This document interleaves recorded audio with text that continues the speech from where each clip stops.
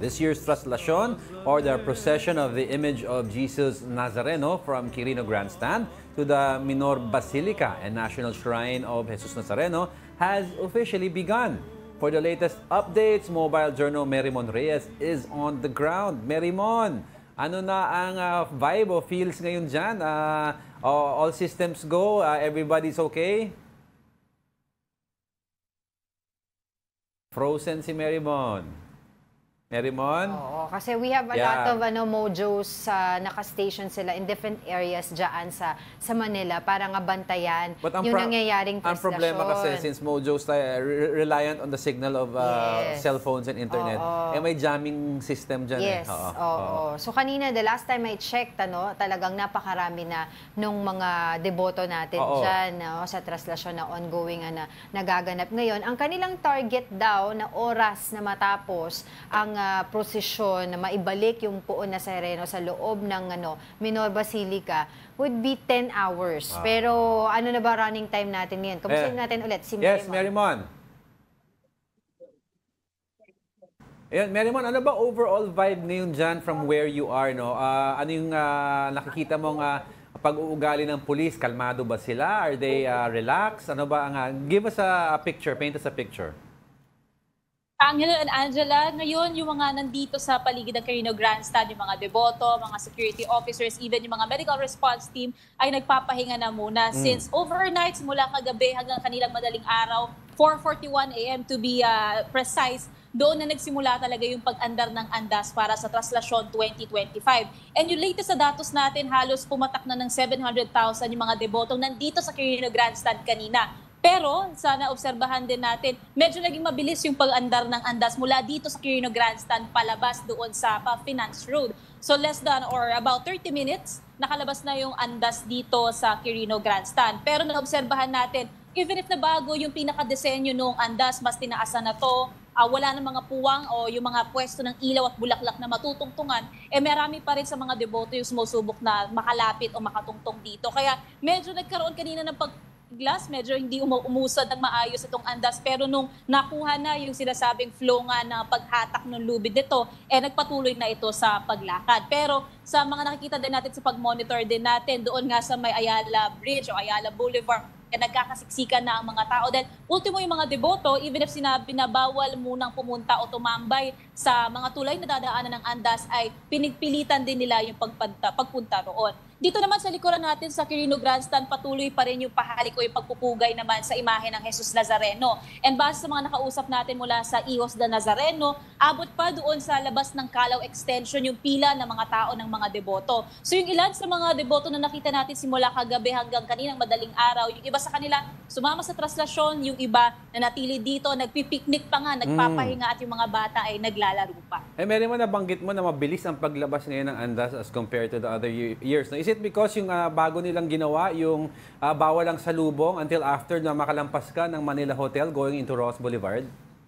Yes, naging mahigpit sila sa pagbabantay sa daloy ng mga tao ng mga deboto. Pero every now and then, simula kaninang 4:41 AM, may nakita tayo na konting struggle kasi nga marami pa rin yung sumusubok talaga na tumungtong. Pero since nasabi rin nga ni Alex Irasga mula sa Quiapo, yung dami ng tao o mga deboto na makakatungtong sa andas kung may susubok man ay relatively mas kakaunti kumpara sa disenyo ng andas ng lumipas na taon. Kaya ngayon, mas smooth flowing na yung paglakad ng traslasyon. Pero ang makikita natin na sa mga susunod na oras ay ibang mga tulay na dadaanan pa nito. Kasi tulad sa Ayala Boulevard hanggang Ayala Bridge, yung mga tao o yung mga deboto na supposedly naghihintay muna bago makaabot doon sa tulay, nagpumilit sila, nilagpasan pa nga nila o sagupaan sila doon sa bantay. So,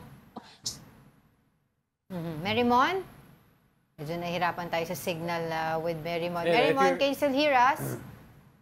Yes, Angela. Ayun. Sige, Merimon, kasi kanina nakita ko nga doon sa Facebook page ng One News natin ay yung top shot, top video shot nung mga deboto. Napakarami na. Can you give us an estimate kung ilan na ba yung crowd dyan? Kanina, yung mga nandito sa Quirino Grandstand, over 700,000 yung naging crowd estimate dito. Pero dito na pa lang yan sa Quirino Grandstand. So kung idadagdag pa yung estimate numbers doon naman sa mga daan na madadaanan o parte na ruta ng traslasyon, chances are around 10, 15, 20,000 yung magiging crowd estimates per area. So pwedeng abutin yung 6.5 million na number o ng mga deboto last year, or baka raw palagpasan pa ito since ngayon nga ang first time na isa-celebrate o ipagdiriwang ang Pista ng Nazareno bilang isang national feast day. Oo. Meron ba tayong mga naitatala, mga untoward incidents dyan ngayon, Mary Mon? Mga nahimatay, mga nawala? Can you give us an update?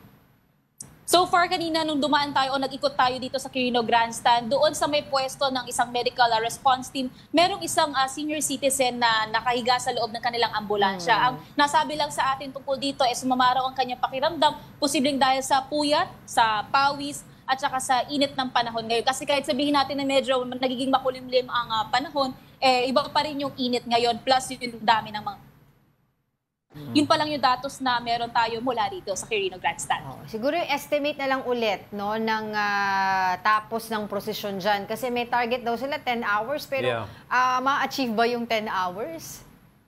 Sa mga nakausap natin dito na security officers, ang sabi nila kung masusunod daw yung pagdidisiplina ng mga tao na hindi natutungtong o makikipagsagupaan sa mga ruta ng traslasyon, posibleng less than 15 hours or so yung magiging tapos or running time nitong traslasyon. Pero ang pinaka nagiging challenge daw dito ay doon sa mga lugar, sa mga tulay, sa mga kalye o kalsada na posibleng pagsiksikan pa o pagdami ng mga tao o debotong pupunta na pwede pa nga maapektuhan yung daloy ng andas. Oo. Mary Mon, lasa, no? Kasi ongoing daw yung hourly mass sa Menor Basilica. Hanggang anong oras nila gagawin yung hourly mass na yan? Usually hanggang sa bago, kasi maraming proseso o maraming phases itong pinaka-traslasyon. Mula dito sa Quirino Grandstand, nagkaroon ng Misa Mayor kaninang 12 midnight. Karoon ng mga prayer vigils, 1 a.m. onwards, and then bandang 4 a.m. nagsimula na yung pinaka-traslasyon. Pag umabot na yung Mary Mon? Nawala ulit. Mary Mon, are you still there? Mary Mon?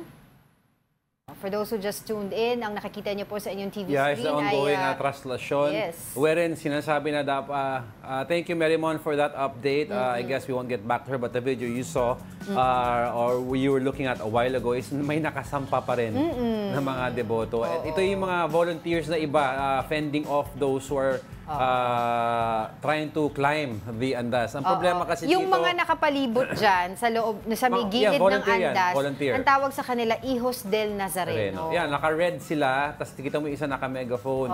Ang iniiwasan kasi nila is may umakyat sa pinaka-top part, which if hindi properly balanced, pwede mag-tip over yung andas kasi. So yan ang nagiging yung ulo problema. pala nung original na na imahe ng Puo Nazareno nasa Menor Basilica. Yes, Pero yung katawan, yan yung original. Yes, that's yung the one there sa Quirino for the pagpupugay or pahalik, replica. Replica, yes.